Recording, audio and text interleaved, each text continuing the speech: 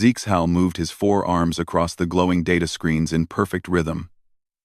As the chief keeper of records at Kepler Station, he had seen millions of old files pass through his systems. Most were boring trade reports or shipping logs from dead civilizations. But today, something different caught his attention. The data fragment was old, very old. The computer said it was over 50,000 years old, which made Zeexhal's scales tingle with excitement. Ancient files like this were rare treasures. Most records from that time period had been lost or destroyed long ago. He opened the file with careful touches of his clawed fingers. The text was in an old language that his translator barely recognized. As the words appeared on his screen, Zeexhal felt a chill run down his spine. Final transmission from Sol System, Earth Defense Command. They have trapped us behind barriers we cannot break.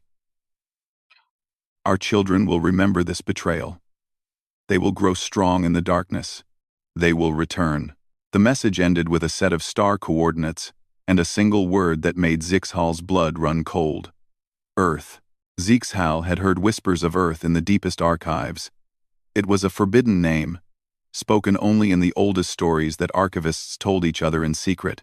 Most believed it was just a myth, a cautionary tale about what happened to species that refused to follow Galactic Council rules. But here was proof. Earth had been real. Far across the galaxy, on the beautiful world of Nexus Prime, Admiral Vorthok stood before a massive star map in the Council's war room. Red dots marked dozens of star systems that had gone silent in recent months. The pattern made no sense to him. Vorthok was old, even for his long-lived species. His skin was gray and tough like ancient leather, marked with the scars of 1,000 battles. He had served the Galactic Council for over 800 years, keeping peace among the 10,000 member species. "Show me the outer rim again," he commanded. The holographic map zoomed in on the galaxy's edge. More red dots appeared, each one representing a world that had simply vanished. No distress calls. No wreckage. No survivors. Entire star systems had just disappeared, as if they had never existed. "Sir," said Captain Bixtar, Vorthok's young aide, "the pattern is getting clearer. Whatever is taking these worlds is moving inward, toward the core systems." Vorthok nodded grimly. In his long life, he had seen many threats to galactic peace.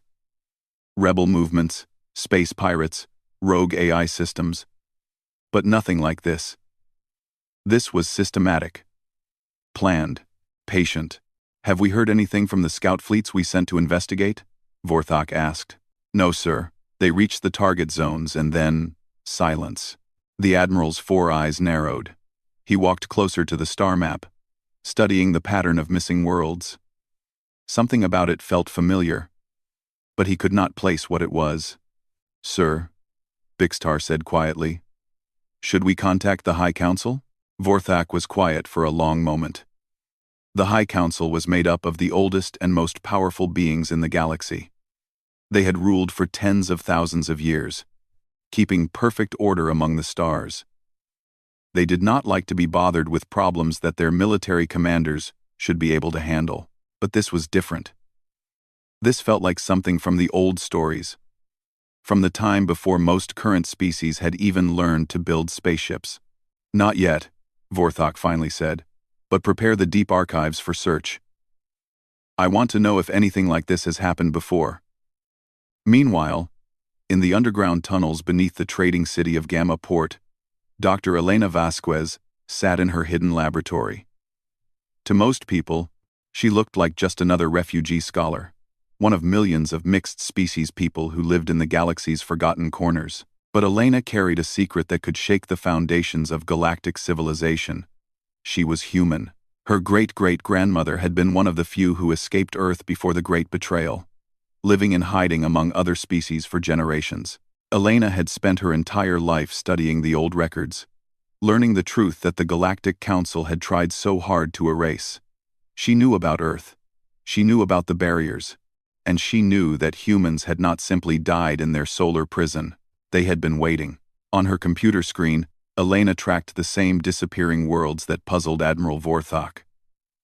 But where the Admiral saw random chaos, Elena saw a pattern that made her heart race with excitement and terror.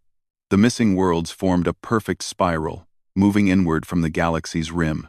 Each world that vanished was exactly the right distance from the last one. The timing was precise, calculated down to the day. Someone was harvesting entire star systems, taking them apart piece by piece. And Elena suspected she knew who.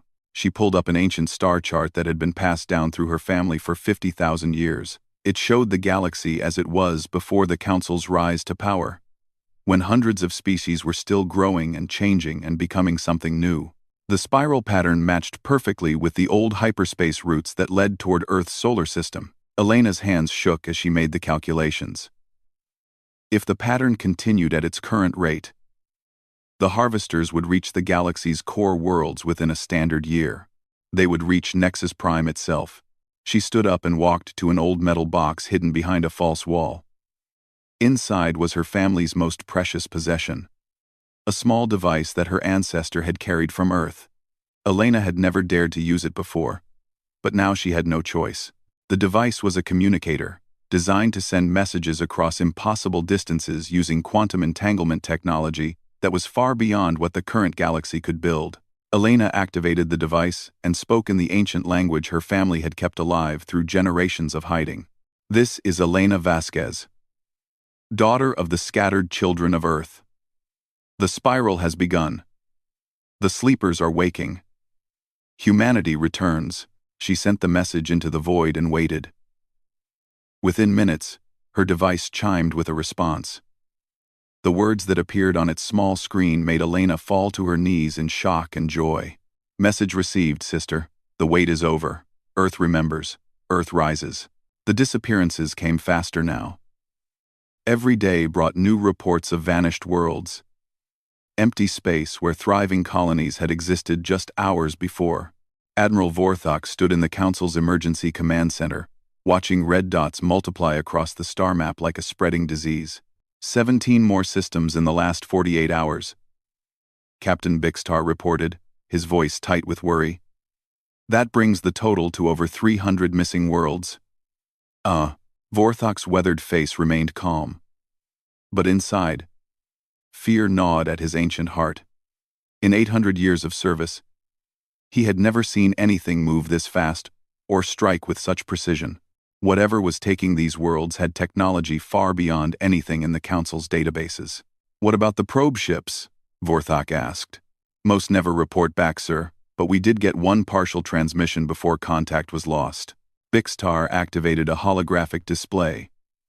Static filled the air, then cleared to show a grainy image of deep space. In the distance, massive geometric structures floated in the darkness. They were bigger than space stations, bigger than moons. The shapes were strange and beautiful, like crystalline flowers blooming in the void. The probe managed to record for 37 seconds before the transmission cut off, Bixtar explained. Our scientists have never seen architecture like this. The energy readings are off all our scales. Vorthok studied the image with his 4 eyes, trying to make sense of what he was seeing. The structures looked organic somehow, as if they had grown rather than been built, but they were clearly artificial. Designed by an intelligence that understood physics in ways the Council's best minds could not grasp. Have we tried to communicate with whoever is building these things? He asked. Yes, sir. All frequencies, all known languages, nothing but silence. Across the galaxy, Elena Vasquez worked frantically in her hidden laboratory. The message she had received from Earth had included new information. Data streams that painted a picture of what humanity had become during their 50,000 years of isolation. Elena's computer screens showed complex diagrams of stellar engineering projects that should have been impossible. Humanity was not just taking worlds apart. They were transforming them into something entirely new. The missing planets and moons were being broken down to their basic elements, then rebuilt into vast structures that served purposes Elena could barely understand. They're not destroying anything, she whispered to herself as she studied the data. They're saving it all. The human communications network had awakened across the galaxy. Elena was no longer alone. Thousands of hidden descendants of Earth were revealing themselves, sharing information that had been kept secret for millennia. From her contacts, Elena learned that humanity had been watching the galaxy for a long time. They had seen how the Galactic Council maintained power by keeping other species weak and divided. They had watched civilizations rise only to be forced back down when they grew too advanced or too independent. The Council called it maintaining galactic stability. Humanity called it slavery. Elena pulled up a star chart showing the spiral pattern of disappearing worlds. She had figured out the mathematics behind it now. The spiral was not random. It was a carefully planned evacuation route. Humanity was removing entire populations from their worlds before something terrible happened. But what were they being saved from? On Nexus Prime, the High Council finally emerged from their ancient chambers to address the crisis. The council members were beings of immense age and power, species that had ruled the galaxy since before most stars were born. They gathered in their great hall, a massive dome of living crystal that could hold 1,000,000 beings. High Counselor Vex Thul spoke first. Her species was older than most stellar formations, and her voice carried the weight of eons. We have reviewed the reports from the Outer Rim. This threat is unlike anything we have faced in 50,000 years of rule. The other council members murmured agreement. They had grown comfortable in their power, unused to being challenged by anything they could not immediately understand and control. Our military commanders believe we face an unknown alien invasion, Vex Thul continued. But our deepest archives suggest something far more troubling. A new hologram appeared in the center of the chamber. It showed an ancient document, its text glowing in the air above the assembled council members. The language was old, but every being present could read it with the help of their universal translators. The Terran Containment Protocols, Vex Thul announced. Sealed records from 50,000 years ago. When this council made one of its most difficult decisions, murmurs spread through the vast hall. Most council members had never heard of any Terran protocols, and the few who remembered preferred not to think about them. The human species was quarantined in their home system after they refused to submit to our guidance, Vex Thul explained. They showed dangerous signs of uncontrolled evolution. Their technology advanced too quickly. Their independence threatened the stability we had worked so hard to create. She paused, letting the weight of her words sink in. We believed the containment barriers would hold them permanently. We believed they would eventually accept our wisdom or fade into extinction. We were wrong. Admiral Vorthok felt his blood turn to ice as he watched from the military observation deck. He had heard rumors about Earth during his early days of service, stories that senior officers whispered when they thought no one was listening, but he had always assumed they were myths. The spiral pattern of missing worlds leads directly toward the Sol system, Vex Thul continued. Our most advanced sensors can no longer penetrate the barriers we placed around Earth 50,000 years ago. Something inside that system has grown beyond our ability to detect or understand. What are you saying? Called out Counselor Zephyron, whose crystalline form rang like bells when he spoke. I am saying that humanity has returned, Vex Thul replied. And they are no longer the primitive species we remember. In her laboratory, Elena received another message from Earth. This one was different. Not just data, but a direct communication from someone who claimed to be coming to meet her. Elena Vasquez, the message began. Your family has served faithfully as our eyes and ears among the stars. The time for hiding is over. I am Captain Sarah Chen, of the Earth Reclamation Fleet. I will reach your location within 3 days. Prepare yourself, sister. The galaxy is about to change forever. Elena stared at the message for a long time. 3 days. After 50,000 years of waiting, her people would finally reveal themselves to the galaxy. She looked up at her laboratory ceiling, imagining the vast space beyond where council ships patrolled and alien civilizations went about their daily lives, unaware that everything they knew was about to be turned upside down. Elena began to pack her most important files. Soon, she would no longer need to hide in tunnels and shadows.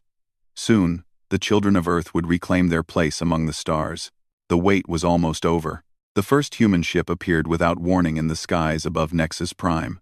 One moment, the space around the Council's homeworld was empty except for patrol vessels and cargo haulers. The next moment, something impossible hung in the void like a living dream. Admiral Vorthok stared at the main display screen in disbelief. The ship was massive, easily a kilometer long. But it did not look like any vessel he had ever seen. Its hull seemed to flow and shift like liquid metal, but it held a solid shape that was both beautiful and terrifying. Patterns of light moved across its surface in waves, as if the ship itself was breathing. "Sir," Captain Bixtar said, his voice barely above a whisper, "our sensors cannot get a clear reading on that thing. The computer says it is made of materials that should not exist. Have they responded to our communications?" Vorthok asked. "Yes, sir. They are requesting permission to send a representative to meet with the High Council immediately." Vorthok felt his scales prickle with nervous energy. After months of silent disappearances and mysterious structures, their unknown enemy was finally ready to talk. But why now? And why here? At the very heart of Council power. "Grant permission," he said finally, "but keep all defense systems ready. We do not know what we are dealing with." The shuttle bay of the High Council chambers had been cleared of all normal traffic. Security forces from a dozen different species stood ready, their weapons charged and their minds focused. They did not know what kind of creature would emerge from the strange ship, but they were prepared for anything, or so they thought. The human shuttle that landed in the bay was as impossible as its mothership. It seemed to be made of the same flowing materials, and it touched down without any visible engines or propulsion systems. It simply floated to the floor like a feather falling through water. The shuttle's door opened, and Captain Sarah Chen stepped out. She looked human. That was the first shock for everyone watching. After 50,000 years, the Council had expected humanity to have changed beyond recognition. But Chen had 2 arms, 2 legs, and a face that would have been familiar to any human from Earth's ancient past. But as she walked across the shuttle bay, it became clear that she was also something far more than human. She wore no protective suit, even though the bay's atmosphere was a mixture that would be toxic to most species. Her skin seemed to glow with its own soft light. When she moved, reality seemed to bend slightly around her, as if space itself was making room for her presence. "I am Captain Sarah Chen," she announced, her voice carrying clearly through the vast chamber without any amplification. "I speak for humanity, and for Earth. I have come to address the Galactic Council." The security forces raised their weapons, but Chen simply smiled. She raised one hand, and every weapon in the bay stopped working. Not broken, just stopped, as if they had forgotten how to function. "I mean no harm," Chen said. "But I will not be threatened by the children of species my people helped guide to the stars in ages past." Admiral Vorthok, watching through security cameras, felt his ancient heart skip several beats. Help guide to the stars? What did that mean? Minutes later, Chen stood in the Great Hall of the High Council, surrounded by the most powerful beings in the galaxy. The massive chamber fell silent as she looked up at the elevated platforms where the council members sat in their positions of authority. "You know why I am here," Chen said, her voice somehow reaching every corner of the vast space. "After 50,000 years of imprisonment, humanity has returned to the stars." High Counselor Vexthul leaned forward on her crystal throne. "You were not imprisoned. You were quarantined for the safety of galactic civilization. Your species showed dangerous signs of uncontrolled evolution." Chen laughed, and the sound was like music mixed with thunder. "Uncontrolled? No, honored counselor. We evolved exactly as we chose to evolve. You tried to force us to become docile and weak, like the species you control. We refused. You threatened the stability of our civilization." Counselor Zephran rang out in his bell-like voice. "Your technology advanced too rapidly. Your independence was dangerous." Our independence was inconvenient," Chen corrected. "You had built an empire based on keeping other species dependent on your guidance. We proved that species could grow and change, and become something greater than what you allowed." She gestured, and the air above her head shimmered. A holographic display appeared, showing the galaxy as it existed 50,000 years ago. Hundreds of species were shown in various stages of development, their technologies advancing at natural rates. "This is what the galaxy looked like before you gained control," Chen explained. "Species everywhere were growing, learning, evolving into new forms of life.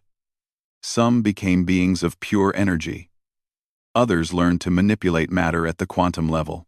A few transcended physical existence entirely. The display changed, showing the same galaxy as it existed in the present day. The advancement had stopped. Every species remained locked at roughly the same technological level they had reached millennia ago. "This is what you created," Chen said. "A galaxy-wide prison, where no species is allowed to become more than what you permit them to be." "We created stability," Vexthal protested.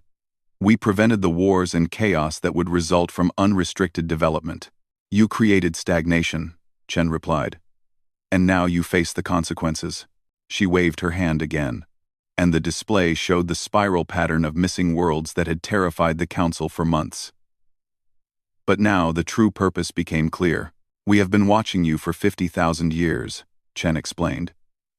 "We have seen how you keep other species weak and dependent. We have decided that this must end." "The missing worlds, you destroyed them?" Counselor Murtagh asked in horror. "We saved them," Chen corrected. "Every planet, every population, every living being has been carefully relocated to safe spaces outside your reach. They are being given the chance to grow and evolve as nature intended, free from your influence." Admiral Vorthok felt his worldview crashing down around him. Everything he had believed about galactic civilization, everything he had fought to protect, was built on a lie. "What do you want from us?" Vexthal demanded. Chen's expression became serious. "We want you to stop. Release your control over the galaxy's species. Let them choose their own paths. Let them become what they were always meant to be." "And if we refuse?" Chen smiled, but there was no warmth in it. "Then you will learn what 50,000 years of uncontrolled evolution has taught humanity about power." She gestured once more, and every council member suddenly found themselves looking at data streams that flowed directly into their minds. Information about technologies that should have been impossible. Knowledge about the true nature of space and time and consciousness. Understanding about what life could become when it was allowed to grow without limits. "You have 7 days to consider our offer," Chen said as the data streams faded. "We will return for your answer." She turned to leave, then paused and looked back at the stunned council members. "Oh, and one more thing," she added almost casually. "The barriers you placed around Earth 50,000 years ago? We could have broken them at any time. We chose to stay hidden until now because we wanted to see if you would change on your own." "You chose to stay hidden?" Vexthal gasped. "The Sol system has been our base of operations for millennia," Chen explained. "While you thought you had trapped us, we were building a new kind of civilization. We were becoming something this galaxy has never seen before." She smiled one last time, then simply faded away like mist in the wind, leaving the council chamber in shocked silence. Outside, her impossible ship disappeared just as suddenly as it had arrived, leaving only empty space and the echo of humanity's ultimatum hanging in the air. 7 days. The 7 days passed like a fever dream across Nexus Prime. The High Council debated endlessly in their crystal halls, while Admiral Vorthak prepared the greatest military fleet in galactic history. "We cannot submit to their demands," High Counselor Vex Thul declared on the final day. "For 50,000 years, we have maintained peace and order among 10,000 species. We will not abandon that responsibility to satisfy the arrogance of one rogue civilization." The other council members agreed with varying degrees of enthusiasm. Some, like Counselor Zephron, seemed genuinely convinced they were protecting galactic civilization. Others appeared more concerned about losing their positions of power and privilege. Admiral Vorthok stood before the assembled fleet commanders in the war room, looking at the largest gathering of military might ever assembled. Representatives from 800 species filled the chamber, each bringing their most advanced weapons and ships. "Our combined fleet consists of over 50,000 vessels," Vorthok announced. "Battleships, carriers, destroyer groups, and support craft from across the galaxy. We have enough firepower to crack planets and enough soldiers to conquer solar systems." Captain Bixtar approached with the latest intelligence reports. "Sir, our long-range sensors still cannot penetrate the Sol system. We have no idea how many ships humanity might have. It does not matter, Vorthok replied, though privately he felt deep unease. No single species, no matter how advanced, can stand against the combined might of galactic civilization. But even as he spoke the words, the Admiral remembered Captain Chen's impossible abilities and the technologies that had seemed to mock the laws of physics. What if humanity had grown beyond anything the galaxy could comprehend? On the seventh day, at the exact moment when Captain Chen had promised to return, space above Nexus Prime began to shimmer. Reality rippled like water, and human ships began to emerge from what seemed to be tears in the fabric of space itself. There were not thousands of ships as Vorthok had expected. There were perhaps 30 vessels in total, each one as impossible and beautiful as the first ship they had seen. They arranged themselves in a perfect formation around the planet, their hulls flowing with patterns of light that hurt to look at directly. "Admiral," Bixtar reported, his voice shaking, "our sensors show that each of those ships is generating energy readings equivalent to our entire fleet combined." Vorthok felt ice form in his stomach, but he maintained his composure. "All ships, prepare for combat. Target the largest vessel, and fire on my command." Captain Chen's voice suddenly filled every speaker on every ship in the system. "Admiral Vorthok, you are about to make a terrible mistake. Order your fleet to stand down." "Negative," Vorthok replied. "This system is under the protection of the Galactic Council. You will surrender immediately, or face the consequences." Chen's laughter echoed across space. "Very well. But understand that what happens next is not an attack. It is an education." The Council fleet opened fire with everything they had. Billions of energy beams, plasma cannons, and missile systems unleashed their fury at the human ships. The combined firepower was enough to destroy a small moon, but the weapons never reached their targets. The energy beams simply passed through the human ships as if they were not there. Missiles flew right through their hulls without exploding.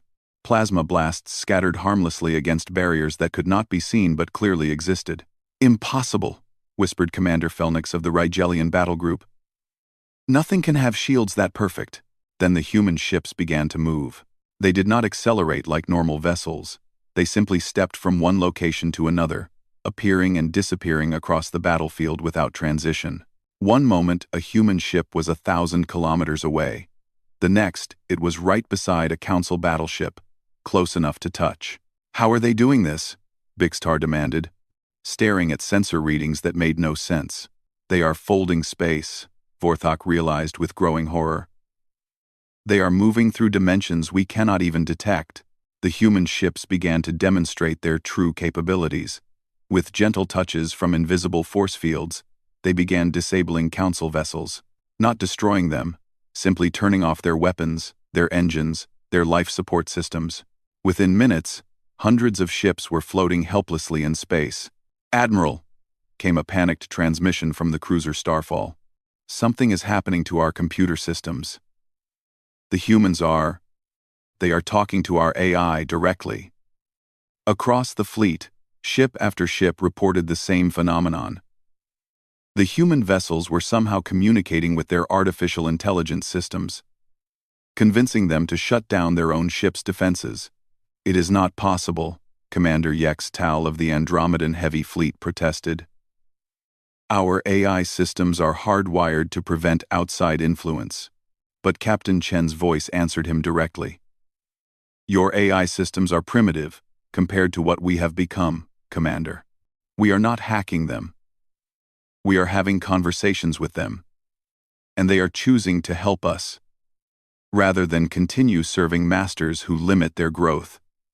The battle, if it could even be called that, was over in less than an hour. The greatest military fleet in galactic history floated helplessly in space, completely disabled, without a single shot being fired in return. But then the real demonstration began. Captain Chen's voice filled space again. But this time, she was not speaking only to the fleets around Nexus Prime. Her words reached every inhabited system in the galaxy simultaneously. "Citizens of the galaxy," she began. "For 50,000 years, you have been lied to. You have been told that the Galactic Council exists to protect you and guide your development. In truth, they exist to control you and limit your potential. As she spoke, something extraordinary happened. Across the galaxy, crystalline structures that had been quietly built by human agents over thousands of years suddenly activated. They appeared in orbit around every inhabited world. Beautiful geometric forms that began broadcasting pure information directly into the minds of every intelligent being in the galaxy. The information was not propaganda or opinion, it was fact. Historical records that the Council had hidden. Scientific knowledge that species had been prevented from discovering. Technologies that had been forbidden to keep civilizations dependent on Council guidance. On the industrial world of Kepler-7, engineer Nixtal suddenly understood how to build faster-than-light communication systems that did not require the Council's expensive relay networks. On the agricultural planet of Greenhaven, farmer Selmak realized that her species could terraform worlds without the Council's terraforming guilds. Across thousands of worlds, billions of beings learned the truth about their own capabilities and the artificial limitations that had been placed on their societies. Dr. Elena Vasquez stood on the observation deck of Captain Chen's flagship, watching the galaxy transform in real time. "They are not going to fight us," she said in wonder. "They are going to join us." Chen nodded, her face calm as she monitored the flood of communications coming from across the galaxy. This was never about conquest, Elena. It was about liberation. On world after world, the response was the same. Species that had served the Council for millennia were declaring their independence, not to make war, but to explore what they might become without artificial restrictions. The Regelians announced that they would begin developing the biological enhancements their ancestors had dreamed of. The Altarians revealed plans to explore pure energy existence that they had been forbidden to attempt.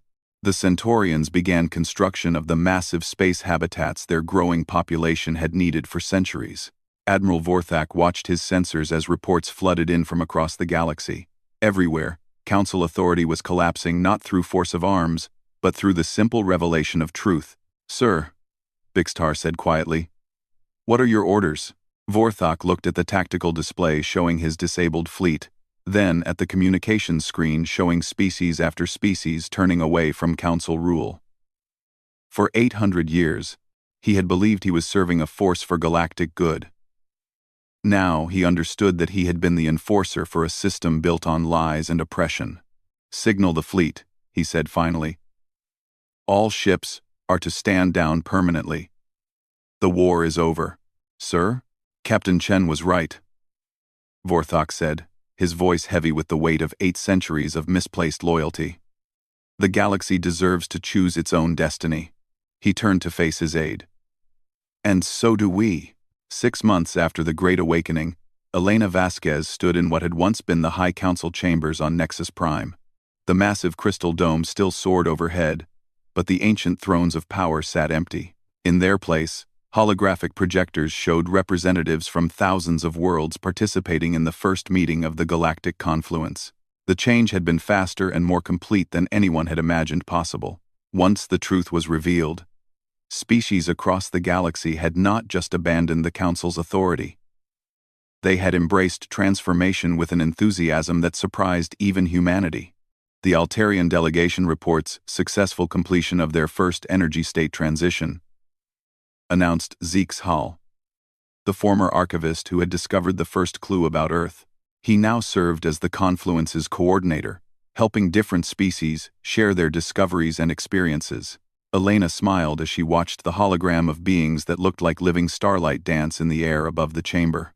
The Altarians had always been curious about energy-based existence, but the Council had forbidden such experiments as dangerous to galactic stability.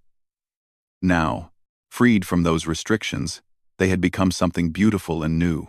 The Rigelian Bioforming Project has created its first stable hybrid ecosystem, Zeeks continued. They are sharing the techniques with anyone interested in enhancing their homeworlds. Elena nodded and made notes in her tablet.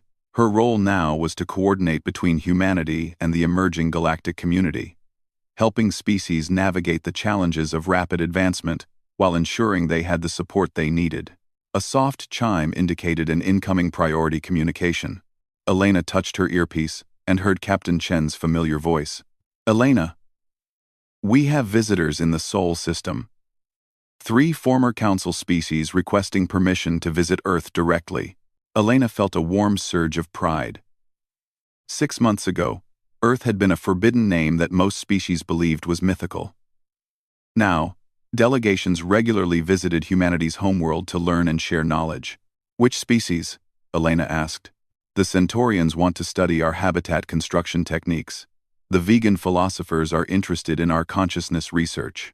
And the Andromedan artists want to collaborate on a new form of space sculpture that requires quantum manipulation." Elena laughed softly.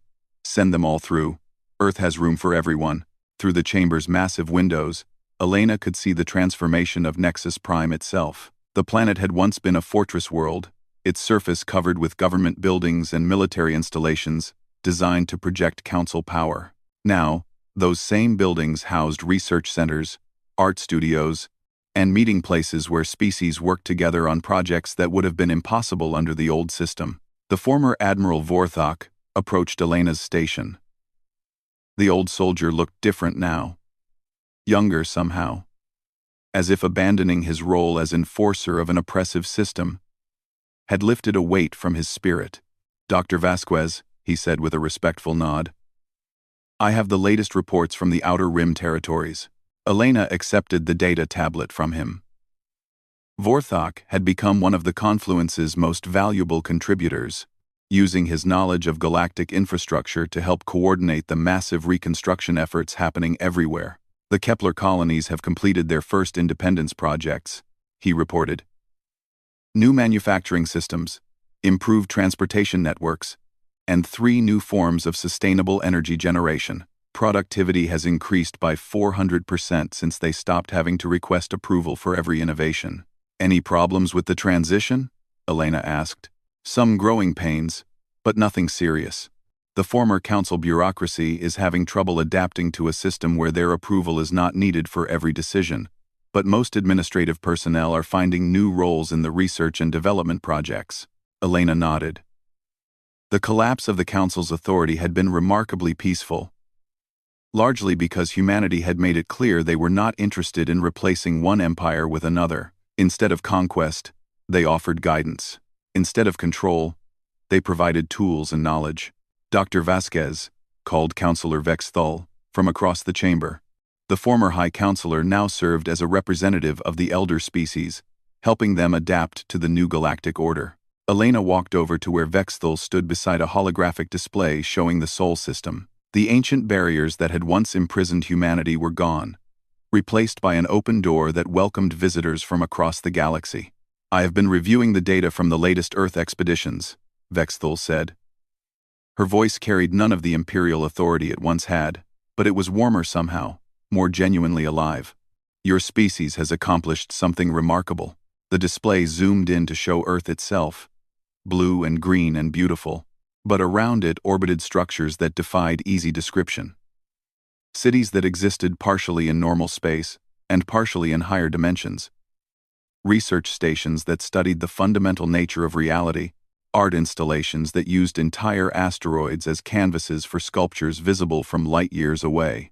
50,000 years of uncontrolled evolution, Elena said softly. "This is what we became when no one told us what was impossible.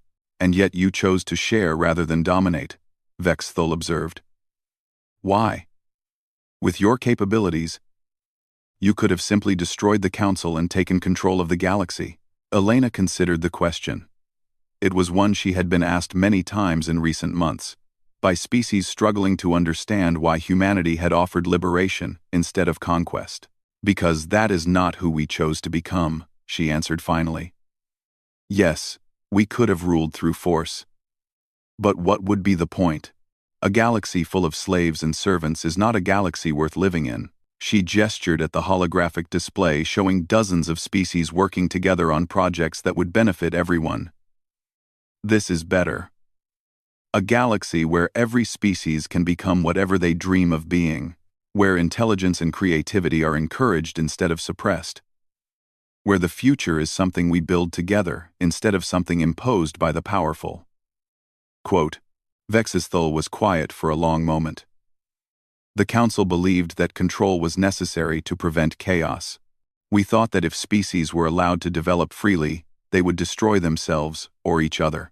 Some might, Elena admitted. Growth always carries risks. But the alternative is stagnation. And stagnation is just another form of death. A new hologram appeared in the center of the chamber, showing Captain Chen speaking from Earth. "Citizens of the Confluence," she announced, "I am pleased to report that construction of the first intergalactic transportation network will begin next month. Volunteer species from 47 different worlds have contributed to the design." Elena felt her heart lift as she listened to the details. Humanity's greatest gift to the galaxy was not their technology or their knowledge. It was their vision of what life could become when it was allowed to grow without limits. The network will connect our galaxy with neighboring star systems, opening new frontiers for exploration and discovery. Anyone who wishes to participate in the expansion is welcome. As Chen's broadcast ended, Elena looked around the chamber at representatives of species that had once been kept weak and dependent by Council policies. Now, they were partners in building something greater than any single civilization could achieve alone. Zeke's Hall approached with another report. "Dr. Vasquez, we have received over 1,000 applications from species wanting to establish colonies in the Andromeda Galaxy. The expansion fleet is ready to launch whenever humanity gives approval." Elena smiled. "Tell them they do not need our approval. The galaxy belongs to all of us now. If they want to explore new frontiers, they should follow their dreams." She walked to the chamber's great window and looked up at the stars. Somewhere out there, beings who had been trapped in artificial limitations for millennia were becoming something new and wonderful. Children who would never know the weight of imposed restrictions were growing up in a universe full of infinite possibilities. Humanity had waited 50,000 years for this moment, not for the chance to rule the galaxy, but for the chance to see what the galaxy could become when it was truly free. The wait had been worth it. Behind her, the work of building a new kind of civilization continued. Species shared knowledge across light years of space. Artists collaborated on projects that spanned multiple worlds. Scientists made discoveries that would have been impossible under the old system of controlled development. And in the Sol system, Earth continued to shine as a beacon of what was possible when a species refused to accept limitations on what they could become. Elena touched the communication device her family had carried for generations. The device that had first connected her to the hidden network of human descendants. Now it connected her to something even greater. A galaxy-wide community of beings who had chosen growth over stagnation, freedom over security, and hope over fear. "This is Elena Vasquez," she spoke into the device, her words carried instantly to every corner of known space. "The children of Earth are proud to stand with you as we build tomorrow together. The future was just beginning."